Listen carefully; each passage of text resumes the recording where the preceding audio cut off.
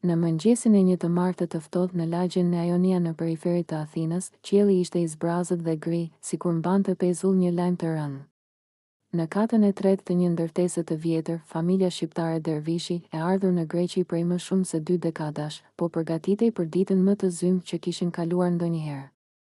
Halla Liriana, motra e Taatit, grua së butë që rinte gjithmonë e qetë dhe ndihmonte çdo pa fjalë, kishte ndëruar jetë në mënyrë të bef një natë më parë. Lajmi i kishte përfshirë të gjithë në një tronditje të heshtur. Shkaku i vdekjes nuk ishte plotësisht i qartë. Mjekët grek kishin folur për një arrest kardiak të papritur. Ndërsa fshinjet flisnin nën për lodhjen e tepërt, streset e emigracionit dhe vitet të tëra punë nëpër shtëpitë të huajve. Ajo jetonte vetëm, megjithse nuk ishte shkputur kurrë nga familja. Çuditërisht ditët e fundit ajo kishte qenë më e heshtur se zakonisht, sikur ruante brenda vetes një të fshehtë që nuk guxonte t'ia tregonte askujt. Në mëngjes kur u hap dera e dhomës ku ajo jetonte me qira, u gjet të shtrirë në shtrat me duart të mbledhura mbi barkur, kishte pritur dikë deri në sekondën e fundit. Nuk kishte shenja dhune as rrëmuje, vetëm një fletë e palosur brenda një sirtari ku kishte shkruar pa emra dhe pa data. Disa gjëra nuk i kam thënë dot. Nëse dikush vjen pas meje, dijeni se e kam pritur. Asnjëri nuk e kuptoi kuptimin e kësaj fjale të shkurtër. E lanë mënjan duke menduar se Halla ishte bërë emocionalisht e ngarkuar. Por ndërsa çerret që i merrnin trupin drejt morgut kaluan në rrugicën e ngushtë, familja ende nuk e dinte se çfarë kishte nisur në të vërtetë. Funerali u vendos të mbahej në një kishe të vogël ortodokse të ndërtuar me gur të vjetër në një lagje të largët të Afinës, ku shqiptarët shpesh kryenin ceremonitë mortore. Kisha Agios Nikolaos kishte muregri, dyer druri të rënë dhe një obor që dukej si vend ku kohët e vjetra nuk kishin ikur kurrë.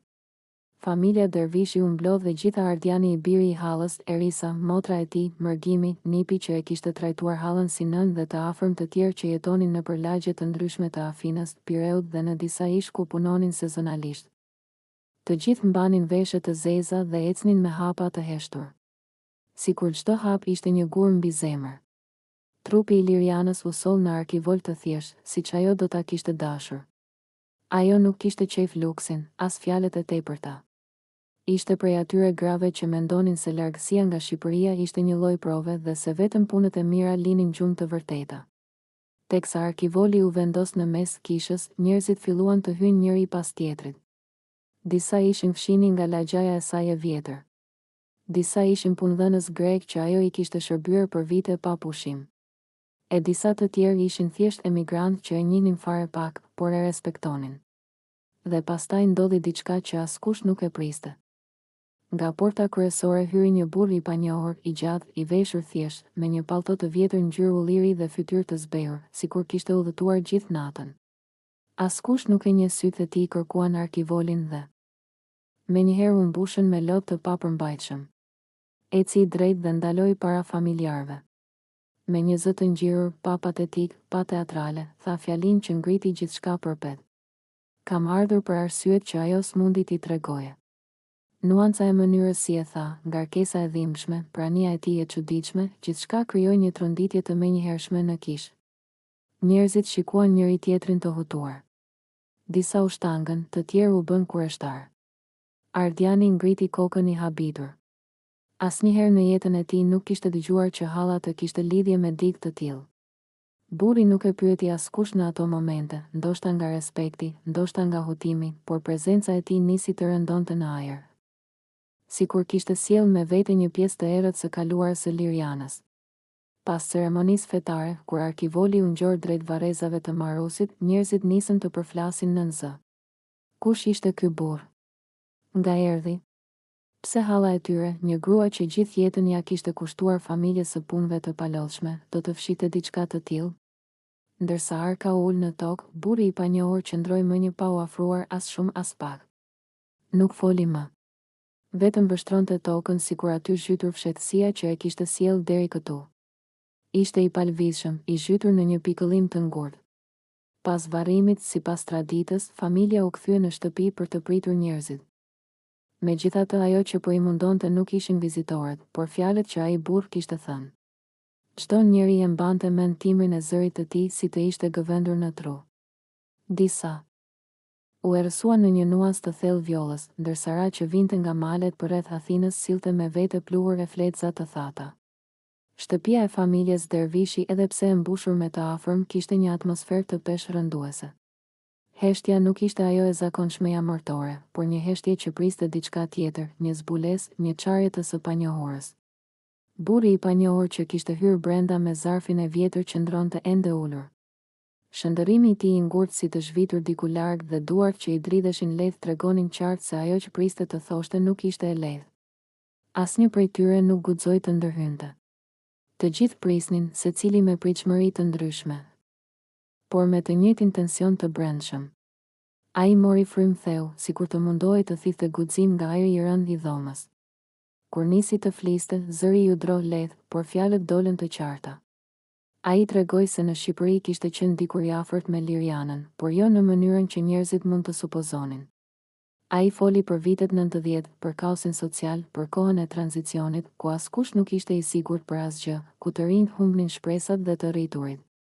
Përpiqeshin të mbjetonin mes rënimit dhe pasigurisë. Në atë periudhë Liriana ishte vetëm një vajzë që punonte në një punishte të vogël robash qepësie me një buzëqeshje të qetë, por me një përditshmëri të ashpër. Ajo kishte qenë një prej atyre grave që besonin te mirësia pavarësisht zhvënjimeve. Burri tregoi se kishte hyrë në jetën e saj përmes së vëllait të tij, i cili punonte me të njëjtën rrobaçepsi. Në fillim, marrëdhënia nuk kishte qenë as shoqëri e mirëfillt dhe as diçka e veçantë, por me kalimin e kohës ai e kuptoi se Liriana ishte ndryshe nga të tjera.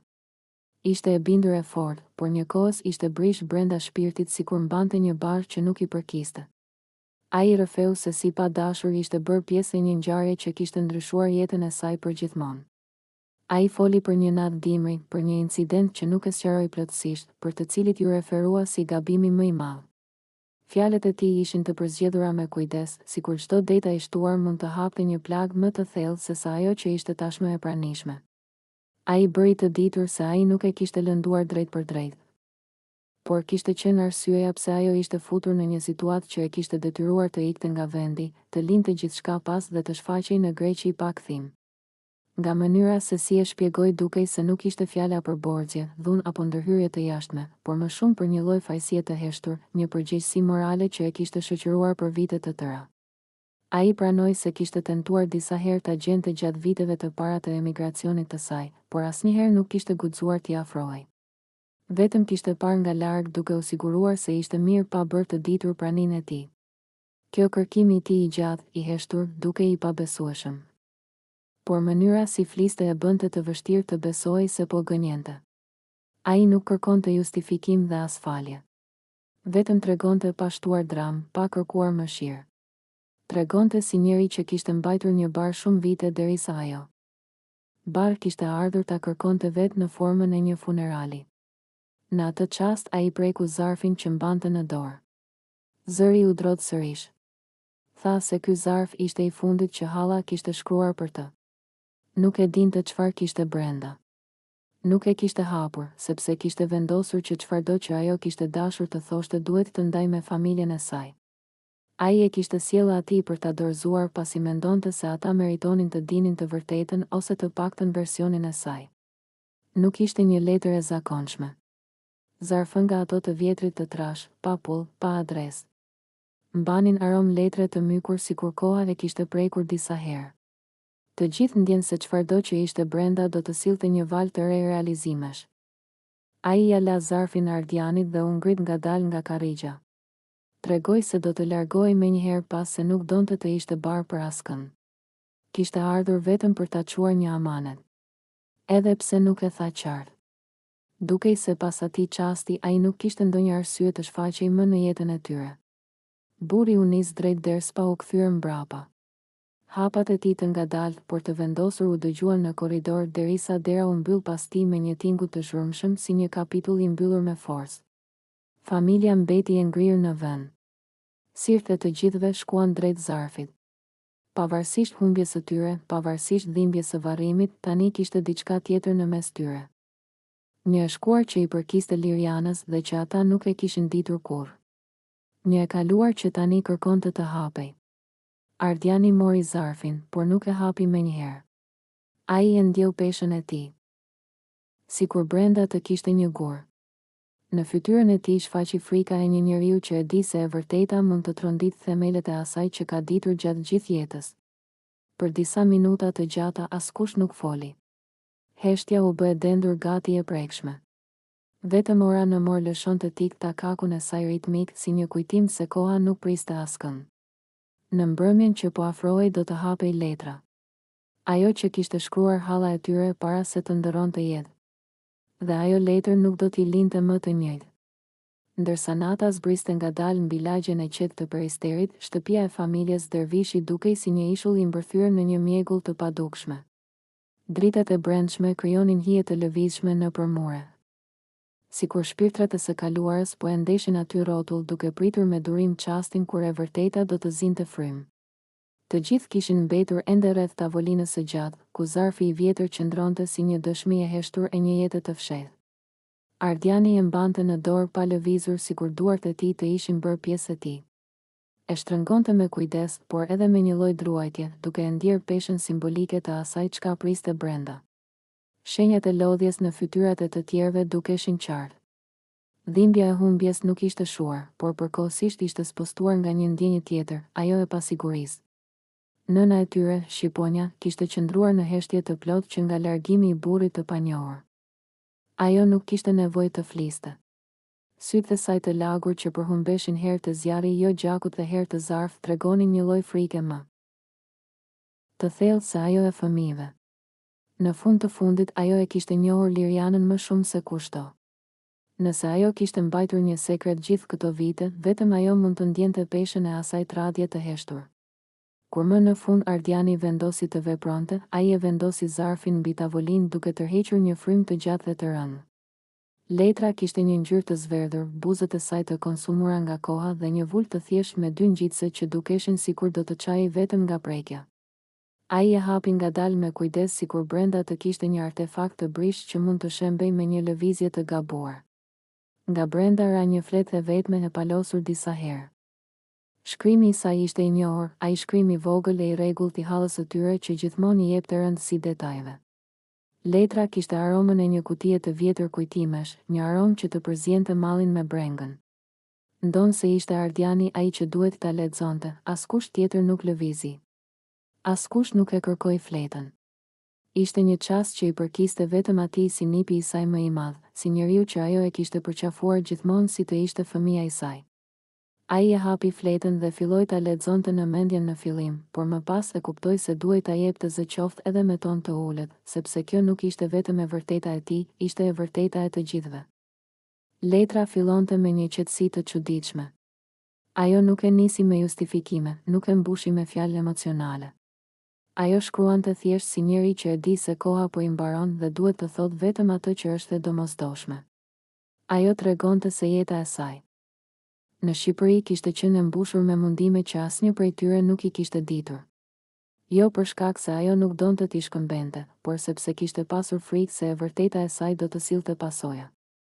Ajo fliste për një mbrëmje të ftohtë dhjetori, një ngjarje që kishte ndryshuar trajektoren e jetës së saj, diçka që nuk ishte e lidhur thjesht me gabim apo rastësi, por me njerëz të rrezikshëm që i kishin marrë paqen në atë periudhë.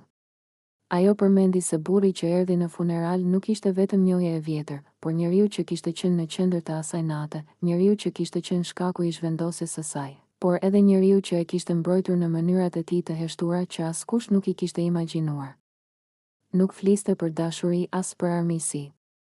Ishte një lidhje e çuditshme, e trazuar, një lloj borxhi shpirtëror që i kishte lidhur për vite pa qenë asnjëherë pranë. Ajo tregonte se kishte jetuar në Greqi me frikën se një ditë e shkuara do ta gjente dhe në një farë mënyre ajo e kishte ndjekur deri në fund. Ajo pranoi se nuk ishte larguar vetëm për të kërkuar një jetë më të mirë. Ishte larguar për të shpëtuar, për të mos i vënë në rrezik të tjerët dhe mbase për të harruar veten. Megjithatë, ajo letër nuk fliste vetëm për të kaluarën. Në pjesën e fundit, Liriana shkruante për një emër që askush në dhomë nuk e kishte dëgjuar më parë. Një emër që vinte si një hije beth. Ishte emri i një personi që ajo e quante arsyeja pse nuk mund të kthehesha më. Ajo nuk jepte detaje të qarta, por thoshte se ky person kishte diçka që lidhej me të ardhmen e tyre. Një gjë që sipas saj do të duhej të dilte në dritë vetëm kur unë të mos jem më. Dhe aty letra përfundonte. Ajo nuk shpjegonte plotësisht, nuk mbyllte plag, vetëm i hapte ato që familja as nuk e dinte se ekzistonin. Ishte e qartë se ajo kishte lënë enigma jo për t'i lënduar, por sepse e shkruara e saj ishte aq e ndërlikuar sa edhe duke shkruar në shtratin e vdekjes, ajo nuk kishte guxuar ta vendoste të vërtetën të zhveshur në letër. Dhomën e pushtojnë një heshtje e thellë. Tani secili prej tyre kishte marrë një copë të historisë së saj, por ajo që mungonte ishte më e madhe se ajo që ishte thënë. Dhe e vërteta e paplot kishte filluar të rëndonte më shumë se misterit që kishin pasur më parë. Në atë natë të gjatë familja kuptoi se humbja e Lirianës ishte vetëm fillimi, sepse ajo që kishte lënë pas po ngrihej si një hije e re mbi ta. Nata kishte rënë plotësisht dhe shtëpia që vetëm disa orë më parë ishte mbushur me zëra, tani dukej e ngurtë sikur koha ishte ndalur brenda saj. Pas leximit të letrës, secili prej tyre ishte shpërndar në përdhom me mendimet e veta, të humbur në atë boshllëk që lë pas e vërteta kur vjen shumë vonë dhe në copa të copëzuara. Asnjëri nuk e thinte heshtjen sepse çdo kush po përpiqej të krijonte kuptim nga ato pak fjalë që kishin mbetur në letër, sikur të përpiqeshin të rindërtonin një jetë të tërë nga një fragment i fundit. Ardiani e palosi letrën me kujdes dhe e vendosi sërish brenda zarfit. Nuk kishte më çfarë të lexojë. E megjithatë dukej sikur letra vazhdonte të fliste duke deri në fund. Liana kishte thënë atë që kishte guxim të thoshte. Pjesa tjetër nuk i përkiste askujt më asaj, as atyre, as burrit të panjohur që iku i heshtur drejt errësirës së Athinës. Në ditët që pasuan, jeta vazhdoi me ritmin e saj të pashmangshëm. Funerali mbaroi. Njerëzit u kthyen në përditshmërinë e tyre dhe misterit që Liriana la pas u shndërruan në një kujtim që qarkullonte mes tyre her pas here si një hije që nuk të tremb më, por të shtyn të mendosh. Emri në fund të letrës nuk u përmend më, shqetësimi fillestar u tret në rrjedhën e përditshme të jetës si një gur i vogël që bie në një lum që vazhdon të ecë pa u ndalur. Por një gjë ndryshoi përfundimisht. Mënyra se si e shihnin Lirianën. Ajo nuk ishte më thjesht halla e mirë, e qetë dhe përkushtuar. Tani ishte një grua që kishte jetuar një jetë të trefisht, atë që u kishte treguar, atë që kishte mbajtur brenda vetes dhe atë që nuk kishte mundur ta thoshte asnjëherë. Dhe në një mënyrë të çuditshme kjo i bëri ta donin edhe më shumë, sepse kuptuan se edhe njerëzit më të afërt mund të mbartin histori të heshtura që nuk i tregojnë askujt. Në fund kur të gjithë u shpërndan dhe shtëpia mbeti e qetë, Ardiani u kthye edhe një herë tek tavolina. Ai mori zarfin me dy duar dhe e vendosi brenda një kutie të vogël druri, atë që kishte ruajtur gjithmonë për kujtimet më të rëndësishme. Nuk e bëri për të kërkuar më shumë, por për ta ruajtur si pjesë të historisë së tyre.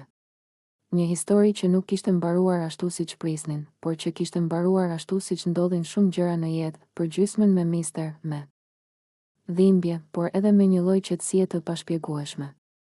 Ai e mbylli kapakun e kutisë, fiksoi përsëri klapat dhe mori frym thellë si njeri që pranon se çdo fund sado i rënd është gjithsesi fund. Dhe ndërsa drita e fundit u shua në korridor, historia e Lirianës u mbyll aty, jo plotësisht e thënë, jo plotësisht e kuptuar, por e mbyllur. Ashtu si shumë jetë që mbarojnë me më shumë heshtje se sa fjalë.